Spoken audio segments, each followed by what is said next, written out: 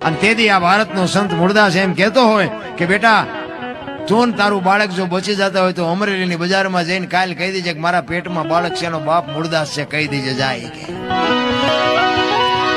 એ હવારે ખબર પડી એ ગધાડું બોલાવી માથે મુંડન કરાવી જોડાનો હાર પહેરાવીને મૂળદાસ ને ગધાડા ઉપર બેહારીને બાપુ ફૂલેકું કાઢ્યું હો અમરેલીમાં. પણ તોય બાપુ એ અમરેલીનો એ સંત બાપુ એની સાથી ફાટતી હતી હોય કે ઓલી દીકરીને એનું બાળક તો બચી ગયા ને આવડા ભલન રાજી થતા. એ બાપુ હવારે ખબર પડી કે આ તો બાપુ બાપુ કરતા તો ઓલા મૂળદાસ ને બાપુ કહેતા હતા એને તો આવું પાપ કર્યું, આને કાંઠો મારો. એ ઠેબી નદીના હામા કાંઠે બાપુ ઝૂંપડું વાળીને રામ મૂળદાસ બાપુ રહેવા જાય. એને વિચાર થયો કે હવે આ જગત મારું માને નહીં, મને કોઈ સમજી ન કે. જામનગર દરબાર અમારા સ્ટેટ એને કંઠી બંધાવેલી એને મૂળદાસભાઈ અને એને એમ થયું કે ગમે એમ તો દરબાર છે, રાજા છે, એ મારી વાતને સમજી શકે. એ અમરેલી થી બાપુ ત્યાં જાય પણ એના જ્યાં પેલા બાપુ આ વાત જામનગર દરબારને ખબર પડી ને એટલે એને વગર વિચારે કંઠી તોડી નાખી. હવે અમરેલી થી જામનગર ગયા, દરબારગઢમાં જઈને કીધું કે મારે બાપુને મળવું છે. બા સાહેબે કીધું કે બાપુ ઘરે નથી, ક્યાંય ગયા? એ કે મોટા મંદિરે બધા સંતો આવ્યા છે, મોટા મોટા મહાપુરુષો આવ્યા છે, અહીંયા કંઠી બંધાવા ગયા. એ કંઠી બંધાવા ગયા ને બાપુ આપ ફાટ્યો હો માથે કરે તારી ભલી થાય તારી, આને મારી કંઠી તોડી નાખી. પડી કે કાંઈ વાંધો નહીં, મારે મળ્યા સિવાય જાવું.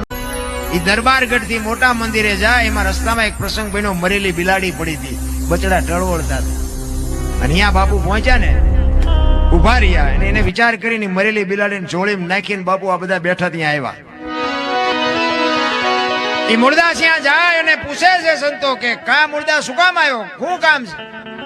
કે બાપુ મારે બીજું કાંઈ કામ નથી, હું તો અહીંથી નીકળ્યો હતો પણ મને એક રસ્તામાં એક મરેલી બિલાડી પડી હતી, મેં એવું સાંભળ્યું તો કાંઈ બધા મોટા મોટા સંતો આવ્યા છે, બિલાડીને બેઠી કરે તો બચડા દૂધ ભેળા થાય, એ હાટું આવ્યો, બીજું કાંઈ છે એમ કહીને બિલાડી બાપુ જોડીમાંથી બહાર કાઢીને મૂકી અને આખો ડાયરો મીંડો દાંત કાઢવા. એ કે મૂળદાસ મરેલા કોઈ દી જીવતા ન થાય. એ કે બાપુ મરેલા જીવતા ન થાય આખી દુનિયા પાસે નકરી આરતી ઉતરાવી છે. મૂળદાસ કે તમારથી ન થાય તો લાવો કમડળ મારી પાસે. હાથમાં કમડળ લઈ પાણીની અંજળી ભરી હાથમાં આંજળી લઈને કહે છે હે દિનબંધુ દયાળુ, હે પરમ કૃપાળુ પરમેશ્વર, મેં તન મન ધનથી તારું ભજન કર્યું હોય, કોકના પાપ જો મારી માથે લીધા હોય, હાથે પાતાળમાં જો ડાઘ હોય ને તો બેઠી ન કરતો, અને જો બિલાડી ન બેઠી કરીને મારા ખોળિયામાં જીવ રહેવા દઉં તો મૂળદાસ નહીં.